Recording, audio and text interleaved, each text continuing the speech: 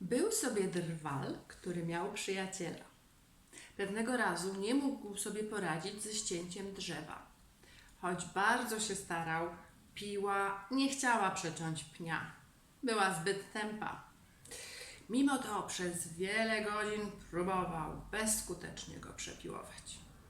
Hej, powiedział jego przyjaciel, musisz naostrzyć piłę. Nie mam czasu, odparł drwal. Znasz to? Zawsze jest czas na naostrzenie piły. Myślę, że wielu z nas zna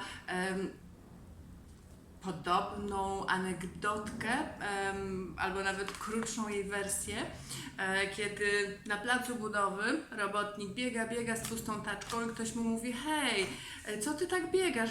Oj, stary, nie gadaj, taki zasób, że nie ma kiedy taczki załadować. Ja tu celowo nie używam słów niecenzuralnych, ale na pewno zna każdy z nas taką sytuację z własnego podwórka, bo jesteśmy tak zarobieni, tak skupieni na tej liście zadań, które wydają się niewykonalne do wykonania danego dnia w tym czasie, który mamy na nas. Się skupiamy na tym, żeby szybciej, więcej, a brakuje takiego momentu, żeby się zatrzymać i się zastanowić, myśleć, kurczę, jak to zrobić? Czy ja w ogóle chcę to robić? Czy może chcę coś innego, żeby się zastanowić, właśnie tą przysłowiową piłę naostrzyć? I takim ostrzeniem piły, ja osobiście też tak uważam, jest czytanie książek.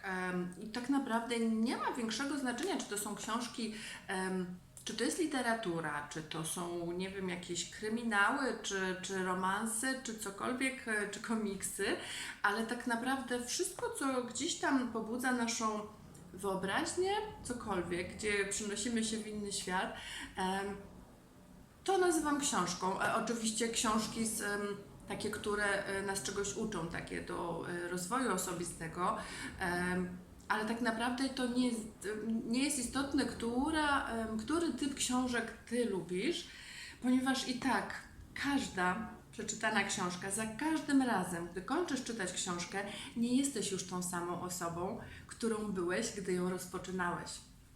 Ja się z tym absolutnie zgadzam, bo po przeczytaniu książki to jesteś starszy choćby o parę godzin, mądrzejszy o to, co w tej książce przeczytałeś przed przeczytaniem, tego nie wiedziałeś, lepszy.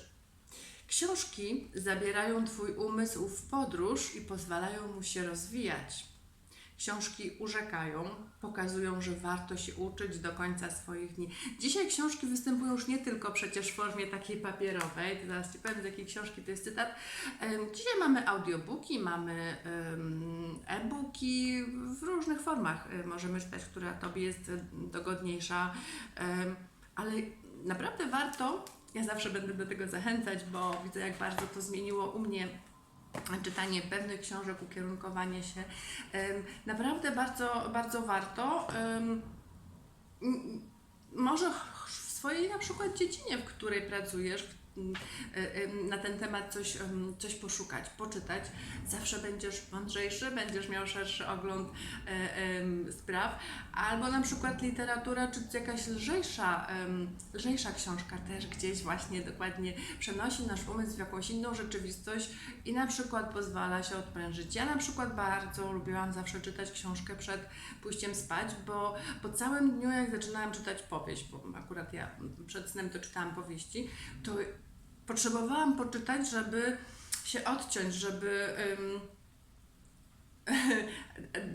zrobić deconnection, tak? Rozłączenie z tych spraw, które w ciągu dnia się przydarzyły, żebym mogła się wreszcie odprężyć i w ogóle zasnąć.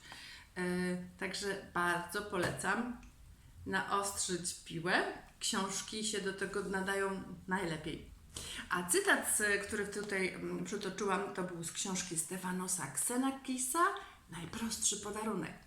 Link zostawiam Ci w komentarzu, a teraz naciśnij tu i zasubskrybuj mój kanał i nadstaw ucho na następne wideo. Do zobaczenia.